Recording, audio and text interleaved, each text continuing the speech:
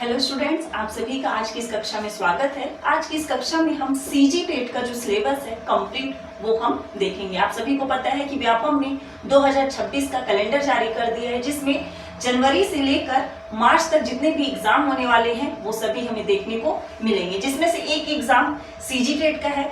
अब ये जो कैलेंडर है वो जनवरी से लेकर मार्च तक का है, तो निश्चित रूप से बहुत अधिक संभावना है कि अप्रैल से दिसंबर के बीच शिक्षक भर्ती निकले। और जो भी बच्चे अभी डीएड या बीएड कर रहे हैं उनके लिए बहुत सुनहरा अवसर है कि जैसे ही वो बीएड और ये सीजी टेट निकालते हैं वो तुरंत छत्तीसगढ़ के शिक्षक बन सकते हैं। और जो पुराने अभ्यर्थी हैं उनका संघर्ष भी व्यर्थ नहीं होगा, क्योंकि बहुत संभावना है कि शिक्षक भर्ती आएगा। तो देखिए, आप सभी को पता है कि मैंने कल की कक्षा में कहा था कि हम लोग अब से सीजी टेट और शिक्षक भर्ती को ध्यान में रखते हुए एक निःशुल्क कक्षा प्रारंभ करेंगे। तो उस कक्षा को प्रारंभ करने से पहले सिलेबस को समझना बहुत जरूरी है। चलिए स्टार्ट करते हैं। सबसे पहले अगर आप ध्यान देंगे तो यहाँ पर जो सीडीपी है, सीडीपी कितने नंबर का है? 30 नंबर का है। जो पहला पेपर होगा उसमें टोटल 5 विषय होंगे और वो सभी 30-30 नंबर के पूछे जाएंगे। वो 5 विषय कौन कौन से होंगे? तो एक तो आपका सीडीपी होगा, दूसरा आपका हिंदी होगा, ये भी 30 नंबर का होगा, दूसरी भाषा अंग्रेजी होगी, ये भी 30 नंबर का होगा, और गणित होगा, ये भी 30 नंबर का होगा, और साथ में पर्यावरण होगा, ये भी 30 नंबर का होगा। कुल मिला के 150 नंबर का आपका एग्जाम होगा, जो ऑब्जेक्टिव टाइप होगा, और 2.5 घंटे का भी ये एग्जाम होगा। और क्वालिफाइंग नेचर होगा, आप सभी को पता है इसके बारे में। अगर आप ओबीसी, एससी, एसटी में आते हैं तो आप लोगों को इसमें 75 नंबर लाने होते हैं। कितना में? 150 नंबर में। और अगर आप जनरल से हैं तो आपको 90 नंबर लाना होता है 150 में। तो आप सभी को पता है क्वालिफाइंग नेचर का पेपर होता है। इसके बाद आप शिक्षक भर्ती के एग्जाम के लिए एलिजिबल हो जाएंगे। तो चलिए, ये थी फर्स्ट पेपर की बात, ठीक है, ये पहले पेपर की बात है। इसके लिए कौन एलिजिबल है? ऐसे बच्चे जिन्होंने क्या कर रखा है, बीएड कर रखा है, वही बच्चे इसके लिए क्या होंगे? एलिजिबल होंगे। बीएड वाले बच्चे नहीं है। बीएड वाले जो बच्चे हैं वो पेपर 2 के लिए होंगे। पेपर 2 भी देख लेते हैं एक बार। अब ये देखिए, यहाँ पर अगर आप ध्यान देंगे तो पेपर 2 का सिलेबस देखेंगे तो यहाँ पर कौन कौन सा सब्जेक्ट कॉमन होगा? हाँ, यहाँ पर कौन कौन सा सब्जेक्ट कॉमन होगा? तो यहाँ पर आप हिंदी कॉमन होगा, अंग्रेजी कॉमन होगा, और सीडीपी कॉमन होगा। मतलब 3 दूनी 6, 3 3 9, 90 नंबर का जो सब्जेक्ट है वो दोनों पेपर में कॉमन होंगे। ये वाला पेपर जो पेपर 2 है ये बीएड के भी बच्चे दे सकते हैं और डीएड के भी बच्चे दे सकते हैं। तो देखिए, यहाँ पर 3 पेपर तो कॉमन हो गया, लेकिन जहां पर पेपर 1 में केवल गणित था 30 नंबर का, वहां पर क्या आ जाएगा? गणित और विज्ञान विषय के जो शिक्षक होंगे उनके लिए यह 60 नंबर का होगा। इसके अलावा जो बच्चे आर्ट्स बैकग्राउंड के होंगे, सामाजिक अध्ययन के लिए होंगे, उनके लिए क्या होगा? ये 60 अंक का होगा। तो जिन्होंने 12th में, आप सभी को पता है, साइंस लिया है तो वो मैथ्स और साइंस करेंगे, और जो अदर सब्जेक्ट लिए थे वो सामाजिक अध्ययन का करेंगे। तो चलिए, ये तो एक शॉर्ट टर्म हो गया। अब सभी का हम डिटेल में देखते हैं, एक एक सब्जेक्ट का डिटेल सिलेबस देखते हैं हम।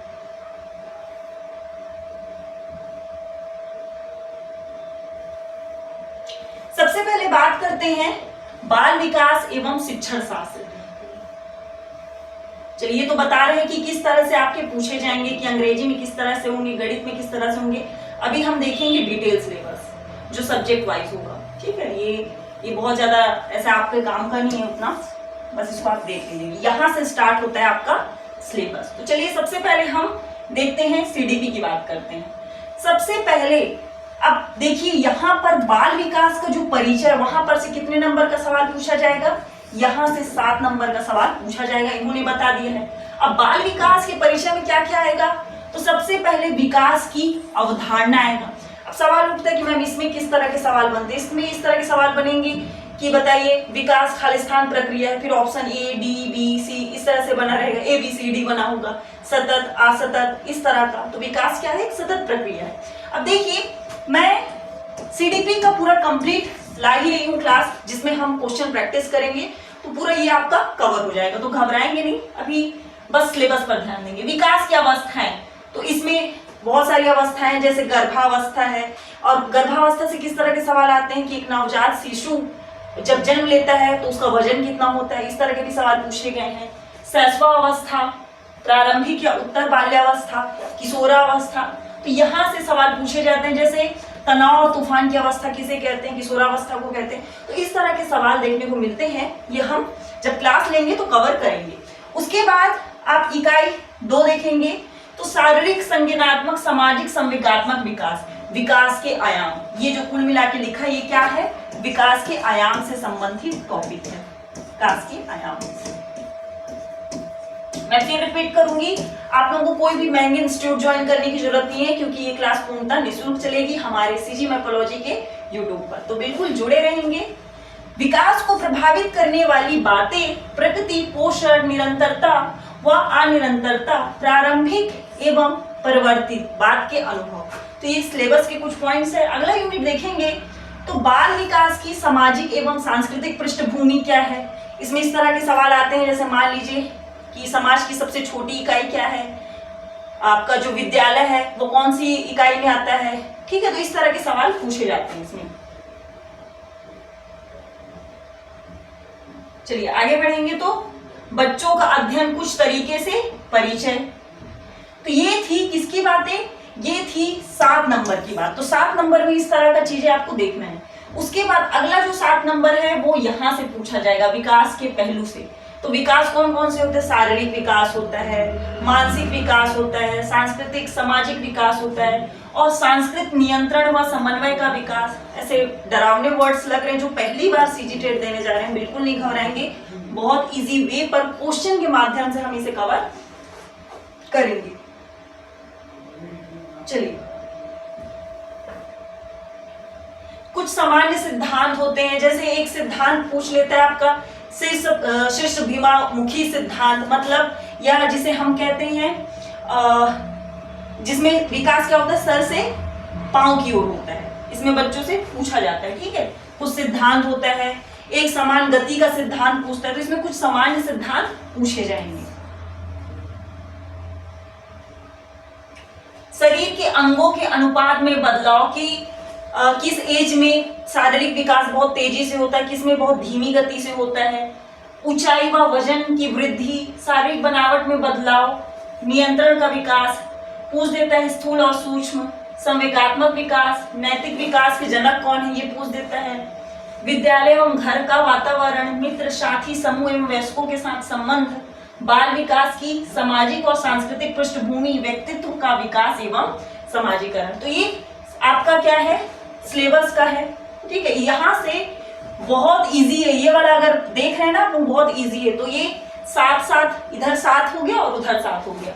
अब सीखना और संज्ञान, यहाँ से भी सवाल हमें देखने को मिलते हैं। तो सीखना एवं संज्ञान का विकास में आप देखेंगे तो सीखना क्या है पूछता है, ठीक है, और बच्चे कैसे सीखते हैं। तो ऐसे पूछा जाता है कि कौन सा मेथड में बच्चे ज्यादा अच्छे से सीखते हैं। तो एक रचनात्मक विधि होती है, ठीक है, जिसमें बच्चे बहुत अच्छे से चीजों को सीखते हैं। तो सब मेथड्स को हम देखेंगे। विविध अवधारणाओं की समीक्षा, व्यवहारवादी, संरचनावादी, सामाजिक संकल्पनाएं, संज्ञान क्या है, ये सब हम चीजें देखेंगे। अभी सिर्फ सिलेबस को पढ़ना है ताकि हमें पता चले, जब हम पढ़ना स्टार्ट करें तो हमें पता रहे कि हम कौन कौन सा पॉइंट्स देख रहे हैं। बच्चों की सोच पर जीन पियाजे के विचार। तो जीन पियाजे जी ने क्या किया, बच्चों के मानसिक विकास के आधार पर एक सिद्धांत प्रस्तुत किया है, वो पूछा जाता है। निर्माण के तरीके, स्कीमा क्या होता है, स्कीमा से सवाल पूछता है, ठीक है। सम्मिलन पूछता है, समायोजन, ये बहुत इंपॉर्टेंट पॉइंट्स है, डायरेक्ट सवाल पूछता है स्कीमा से, सम्मिलन से, जिसे हम एसिमिलेशन कहते हैं, समायोजन, एकोमोडेशन, व्यवस्थापन, ऑर्गेनाइजेशन, यहाँ से डायरेक्ट सवाल देखने को मिलते हैं। संतुलीकरण से भी आ जाता है। तो ये थी कि आपके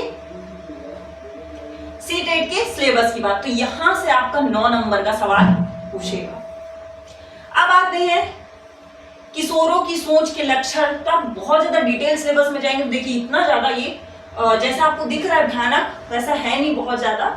जब करते जाएंगे तो बहुत इजी लगेगा। वैसे इसका कंप्लीट क्लास मैं ऐप में करा ही रही हूँ, हर एक टॉपिक वाइज में कंटिन्यू क्लास ले ही रही हूँ, लेकिन यूट्यूब पर मैं एमसीक्यू का सीरीज लाऊंगी और थ्योरी वाली क्लास हमारे ऐप पर ही चलेगी। चलिए, यहाँ तक जैसे विचारों की सोच के लक्षण, मानसिक संक्रियाएं क्या हैं, शैशवावस्था में किशोरावस्था तक सोच का विकास, उसकी कड़ियां, संवेदी क्रियात्मक अवस्था, पूर्व संक्रियात्मक अवस्था, मूर्त संक्रियात्मक। अब इसमें पूछ देता है, डायरेक्ट क्या सवाल पूछता है कि बताइए यहाँ पर कि पूर्व संक्रियात्मक अवस्था की उम्र क्या होती है, मतलब पूर्व संक्रियात्मक में बच्चा कौन सी उम्र में होता है, मूर्त संक्रियात्मक अवस्था में बच्चा किस उम्र तक होता है। तो ये थोड़ा सा इस तरह की चीजें हैं। स्केप फोल्डिंग क्या होता है, स्केप फोल्डिंग जिसे हम पाड़ या ढांचा, जो हम लोग टेम्परेरी हेल्प करते हैं उसी को बोलते हैं। जैसे कोई बच्चा क्या हो रहा है, साइकिल चला रहा है तो हम बोलते हैं ना पीछे से पकड़े हैं, हाँ हाँ डरो मत हम पकड़े हैं, फिर उसको लगता है पीछे कोई खड़ा बड़ी चलाता रहता है, तो हम थोड़ी देर के लिए जो हेल्प करते हैं वही क्या है, स्केप फोल्डिंग है, उसी की बात हो रही है।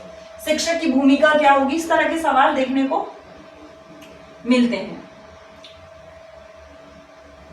अब अगला जो इकाई है वो विशेष आवश्यकता वाले बच्चों पर है। विशेष आवश्यकता वाले बच्चों से 7 नंबर का क्वेश्चन आएगा, बहुत इंपॉर्टेंट है। एक बार ब्रेल लिपि से डायरेक्ट सवाल पूछ लिया गया था। ब्रेल लिपि में कितने बिंदुओं का उपयोग किया जाता है, ब्रेल लिपि के आविष्कारक कौन है, तो ये सारे सवाल देखने को मिलते हैं। तो विशेष आवश्यकता वाले बच्चे इकाई, इसकी इकाई 4 की बात करें तो यहाँ पर 7 नंबर के क्वेश्चन देखने को मिलेंगे। क्षति, अपंगता, अक्षमता, विभिन्नताओं में समानता। तो आप मेन ये याद रखेंगे, ये जो यूनिट है विशेष आवश्यकता वाले बच्चे। चलिए आगे बढ़ेंगे। अब आते हैं हिंदी पर। हिंदी का क्या रोल है, चलिए समझते हैं। यहाँ पे हिंदी में अगर सबसे पहले हम वर्ण विचार की बात करें तो वर्ण विचार से डायरेक्ट कितना नंबर का क्वेश्चन आ रहा है, 3 नंबर का क्वेश्चन आ रहा है। ये सब्जेक्ट भी हम एमसीक्यू के थ्रू कवर करेंगे। तो वर्ण विचार में 3 नंबर का क्वेश्चन है, तो इसमें क्या क्या ऐसे टॉपिक होंगे, तो इसमें आपको अक्षर देखना पड़ेगा, स्वर, व्यंजन, अनुस्वार, नासिक ध्वनियां, लिंग, वचन आदि, संधि एवं संधि विच्छेद, संधि कितने प्रकार के होते हैं वो पूरा संधि दे दिया आपका, व्यंजन संधि, विसर्ग संधि, स्वर संधि, यहाँ से पूरे सवाल बनेंगे। तो जो हिंदी है वो तो कह सकते हैं सदाबहार विषय है, सब एग्जाम में पूछा ही जाता है, फिर भी हम सीजी टेट को ध्यान में रखते हुए इसकी क्लास करेंगे।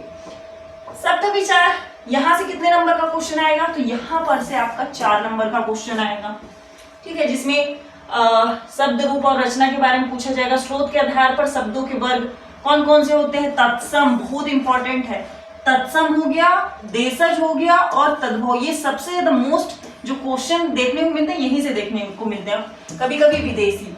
अब देखिए सीजी टेट की बात करें तो सीजी टेट में ज्यादातर ना जो आपका तत्सम है वहां से सवाल देखने को मिलते हैं।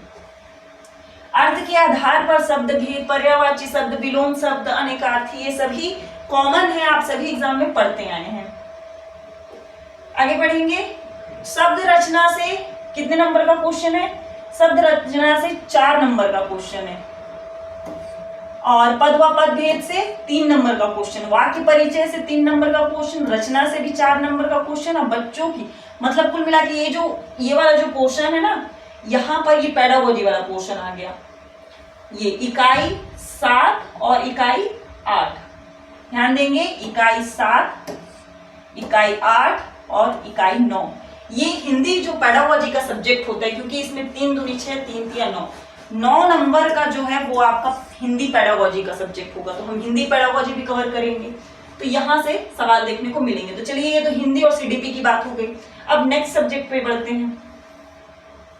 देखिए इतना जान लीजिए, पेपर 1 और पेपर 2 भी लगभग जो हिंदी, इंग्लिश और सीडीपी रहता है लगभग समान रहता है, बस क्वेश्चन का हेर फेर रहता है। मेन जो 60 नंबर का जो सेकंड पेपर रहता है वहां पर चेंजेस देखने को मिलता है, और इधर फर्स्ट पेपर का जो रहता है इन्वायरमेंट और गणित, और यहाँ पर जो साइंस वाले रहते हैं उनका क्वेश्चन पेपर और सोशल साइंस वाले रहते हैं उनका क्वेश्चन वहीं पर देखने को मिलता है। इंग्लिश भी कॉमन है, इसमें क्या है देखिए, इंग्लिश में जो आपका ये वाला ग्रामर का जो पोर्शन है, ग्रामर से लगभग आपका कितना नंबर का पूछा जा रहा है, 7 नंबर का ये, और 4 नंबर का ये, और ये 4 नंबर का ये, ठीक है। आपका कितना हो गया, 15 नंबर का क्वेश्चन आपके ग्रामर से आ रहा है। इसका मतलब क्या है कि 15 नंबर का क्वेश्चन सीधा सीधा आपका कहां से आ जाएगा, इंग्लिश पेडागोजी से भी आ जाएगा। इंग्लिश पेडागोजी बहुत इजी है, इसको स्किप नहीं करना है, क्योंकि आप लोगों को इस बार शिक्षक भर्ती में सिलेक्शन लेना है। तो 15 नंबर का ग्रामर और 15 नंबर का इंग्लिश पेडागोजी, तो ये भी हम कवर करते चलेंगे। लर्निंग एंड एक्विजिशन, अब इसी को क्या कर दिया, इंग्लिश में लिख दिया। लर्निंग मतलब सीखना, एक्विजिशन मतलब क्या होता है, एक्वायर करना, ग्रहण करना, जो हिंदी में लिखा हुआ था। Principle of language teaching, language teaching के पढ़ाने के कौन कौन से सिद्धांत है, कौन कौन से प्रिंसिपल है, role of listening and speaking, बोलने और सुनने के क्या रोल है। तो ये दिखने में खतरनाक लग रहा है पर बहुत इजी होता है इंग्लिश पेडागोजी, तो ये भी हम कवर करेंगे। चलिए आगे देखते हैं। रिमेडियल टीचिंग, उपचारात्मक शिक्षण जिसे कहते हैं, 1 नंबर का आएगा। ठीक है, मल्टीलिंगुअल जो रिसोर्स ऑफ द क्लासरूम है वहां से 1 नंबर का आएगा। तो टॉपिक दिया, टॉपिक वाइज हम सभी एमसीक्यू जो है वो कवर करते चलेंगे। तो मेरा बार बार ये बात रिपीट करने का उद्देश्य यही है कि आप एकदम निश्चिंत होकर पढ़ाई करें, क्योंकि ये 2026 के फरवरी में इसका एग्जाम होगा। तो देखिए अब ऐसा नहीं है कि जब एग्जाम होगा तब हम उसके 1 महीना, 5 महीना, 6 महीने पहले तैयारी करेंगे, ऐसा नहीं है। सब्जेक्ट बहुत हैवी है तो धीरे धीरे हम लोग कवर करते चलेंगे।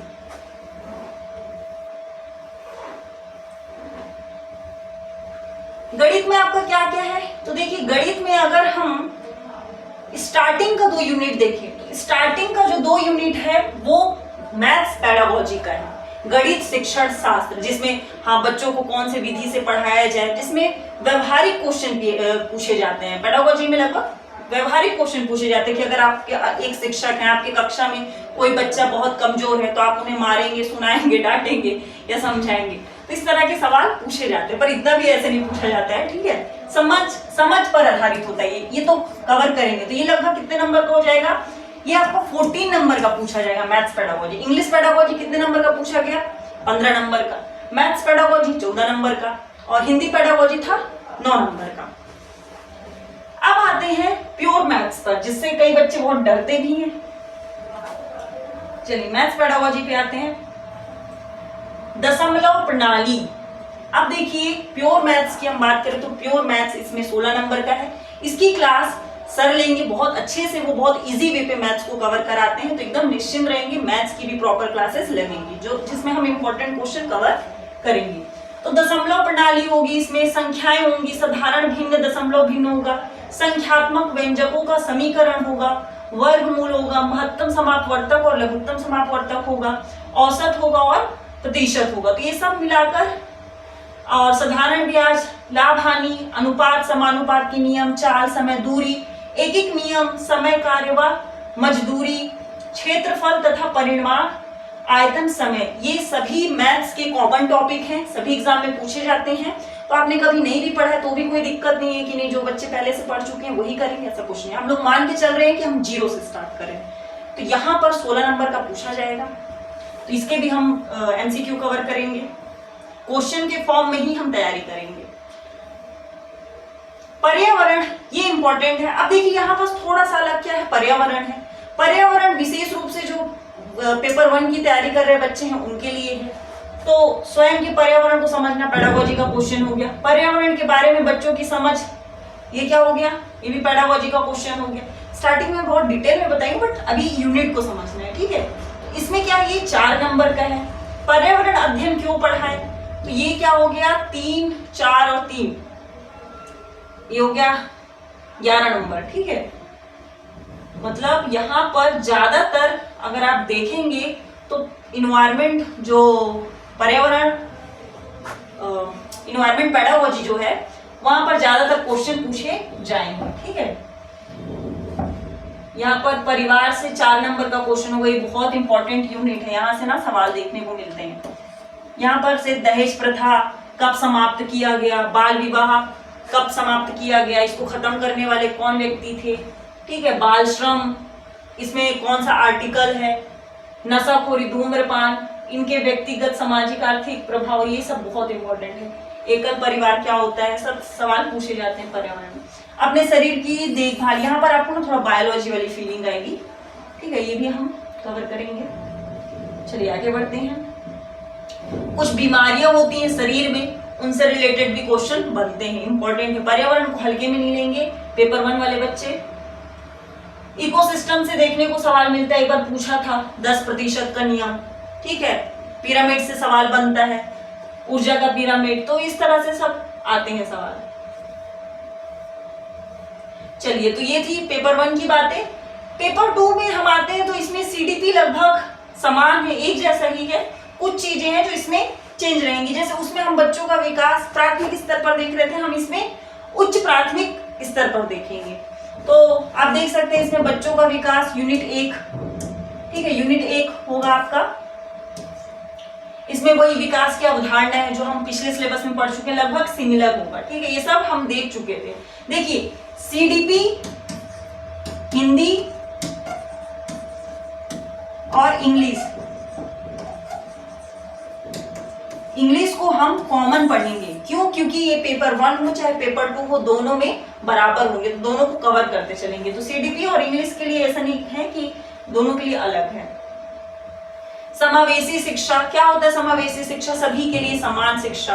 तो ये अवधारणा कब आई, कौन से शिक्षा नीति के तहत आई, तो यहाँ से भी सवाल इस तरह बनते हैं, वो सब हम कवर करते चलेंगे। सीखना एवं शिक्षण शास्त्र इकाई 3 से 10 नंबर के सवाल बनेंगे, ठीक है।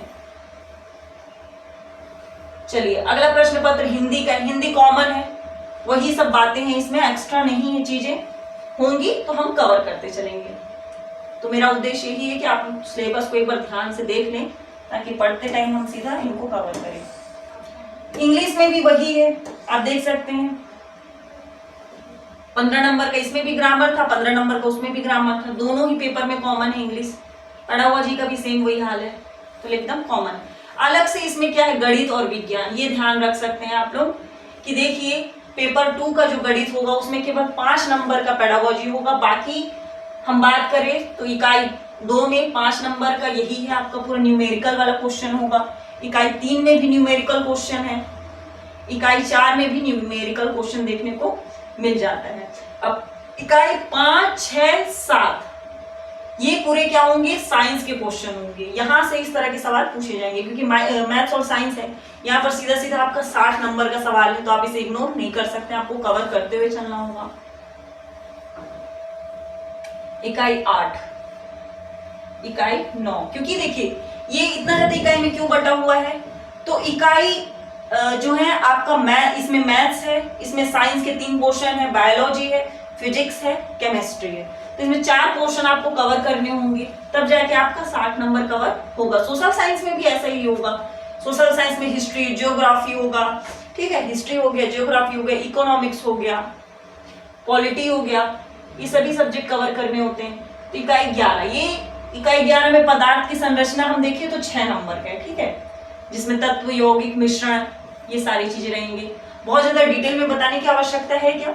इसको देखिए ध्यान से, अगर मैं बहुत ज्यादा ऐसे बोलते चलूंगी तो बहुत टाइम कंज्यूमिंग हो जाएगा, ठीक है। तो ध्यान से देखिए, इकाई 10 में फिजिक्स का क्वेश्चन है, इकाई 11 में लगभग केमिस्ट्री का क्वेश्चन आपको दिखेगा, और इसमें भी फिजिक्स के क्वेश्चन दिख रहे हैं। इकाई 9 में आपको 8 में भी लगभग मिक्स टाइप के क्वेश्चन हो जा रहे हैं, तो इस तरह से क्वेश्चन देखने को मिलेंगे। चलिए अब आते हैं ऐसे बच्चे जो पेपर 2 का एग्जाम देने वाले हैं और उनका सब्जेक्ट क्या है? सोशल साइंस है। तो सबसे पहले भारतीय समाज, इंडियन सोसाइटी से आपका क्वेश्चन आएगा। भारतीय समाज, पहले समाज का आता, इंडियन सोसाइटी से 4 नंबर के क्वेश्चन आएंगे। एक सब्जेक्ट तो ये हो गया आपका। दूसरा सब्जेक्ट हो गया भारतीय सभ्यता और संस्कृति, मतलब यहाँ पर क्या हो गया? इंडिया आर्ट एंड कल्चर से सवाल हो गया। तो इस सब्जेक्ट से भी 4 नंबर के क्वेश्चन बनेंगे। मौर्य साम्राज्य और गुप्त साम्राज्य, सीधा हिस्ट्री का 2 टॉपिक उठा दिया, मौर्य साम्राज्य और गुप्त साम्राज्य, यहाँ से सीधा सीधा 4 नंबर हो जाएगा। मतलब आप मौर्य साम्राज्य, अगर आप हिस्ट्री पढ़ रहे हैं तो मौर्य साम्राज्य और गुप्त साम्राज्य को बिल्कुल भी इग्नोर नहीं करना है। अगला यूनिट है भक्ति और सूफी आंदोलन, यहां से भी सवाल देखने को मिलेंगे। चलिए आगे बढ़ते हैं। मुगल साम्राज्य, मुगल साम्राज्य से भी सीधा सीधा 4 नंबर का क्वेश्चन आ जाएगा। फिर इकाई 6 आप देखेंगे तो ब्रिटिश शासन, ब्रिटिश शासन से 4, मतलब ये मॉडर्न हिस्ट्री में आ गया। यहाँ पर ब्रिटिश शासन में भी क्या होगा? भारतीय राज्यों के प्रति ब्रिटिश की क्या क्या नीतियां रही हैं।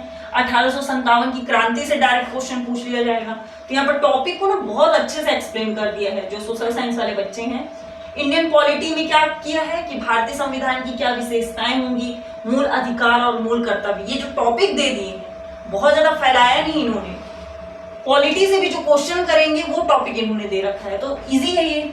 इकाई 8 में आप देखेंगे तो व्यवस्थापिका, कार्यपालिका और न्यायपालिका की संरचना से सीधा 4 नंबर का क्वेश्चन है, टॉपिक दे दिया है। पृथ्वी के प्रमुख घटक हो जाएंगे, ये आपका पर्यावरण का पोर्शन आ जाता है, जियोग्राफी का भी पोर्शन आ जाता है। तो स्थल मंडल, जल मंडल, वायुमंडल, जयमंडल ये बचपन से पढ़ते आ रहे हैं हम लोग। फिर भी मैं ये कहूंगी कि हम जीरो से स्टार्ट करेंगे, मान के चलेंगे कि हमें कुछ भी नहीं पता। चट्टानों के प्रकार, पृथ्वी की सतह, परिवर्तनकारी शक्तियां, भूकंप कैसे आता है, कौन से उसमें कितना होता है, ज्वालामुखी, नदियां, भूमिगत जल, हिमनद, तो ये पूरे सिलेबस को बहुत अच्छे से डिटेल कर दिया है। उसके बाद इकाई 10 देखेंगे तो भारत का अध्ययन, मतलब आप सोचेंगे ना कि एक सब्जेक्ट छोड़ दे या एक तो हो जाएगा, नहीं, आपको टॉपिक वाइज अच्छे से कवर करना होगा। इन्होंने बहुत ऐसा सीधा ये नहीं लिख दिया कि भारतीय संविधान, भारतीय जलवायु, या हम कह दें कि भारतीय इतिहास, सीधा नहीं लिखा, इन्होंने टॉपिक को कवर किया है। छत्तीसगढ़ का भूगोल और संसाधन 5 नंबर का पूछा जाएगा। छत्तीसगढ़ जीएस भी आएगा ना। और एक चीज और, मैं सीजी टेट को ध्यान में रखते हुए टॉपिक वाइज जो सीजी के जनजाति हैं और कुछ और भी टॉपिक है उनसे मैं कवर कर ही रही हूँ, तो एक बार उस क्लास को भी देखिएगा। जितने भी क्लास में करा रही हूँ उस सभी को आपको देखने हैं, तभी जाके आपका सीजी टेट में सिलेक्शन होगा, क्योंकि ये सिलेबस बहुत बिखरा हुआ है, सबको आपको समेटना होगा। तो भारत, छत्तीसगढ़ का इतिहास और संस्कृति से 5 नंबर का। पेडागोजिकल इशू, इसमें 10 नंबर का आ जाएगा। मतलब पेडागोजी की हम बात करें तो पेडागोजी जो इशू होते हैं उसमें 10 नंबर के सवाल होंगे, कुछ मुद्दे होंगे, मूल्यांकन, प्रयोजना कार्य, तो ये थोड़ा सा ना बच्चों को इजी जाता है। पेडागोजी का जो पोर्शन होता है क्योंकि वो व्यवहारिक होता है तो थोड़ा सा इजी रहता है। लेकिन एक चीज का मैं और बताऊंगी आप लोगों को कि पेडागोजी में ना सबसे ज्यादा नंबर कटने के चांसेस होते हैं, क्योंकि फिक्स नहीं होता है इसमें आंसर। आपको लगेगा कि डैम से यही आंसर होगा, पर व्यापम कुछ और ले लेता है। तो कुल मिला के एक बार आप पेडागोजी इग्नोर कर देंगे तो चल जाएगा, क्योंकि वो आप पे डिपेंड करता है, बस थोड़ी समझ की जरूरत होती है जो हम कक्षा में कर लेंगे। लेकिन ये जो मेन पोर्शन है ये बहुत इंपॉर्टेंट है, सीधा सीधा इसका आंसर कोई गलत कर ही नहीं सकता, तो इसको आपको ध्यान से करना होगा। तो यहाँ पर हमारा सीजी टेट का सिलेबस खत्म होता है। कल हम मिलेंगे नए टॉपिक के साथ। आज के लिए इतना ही। Thank you.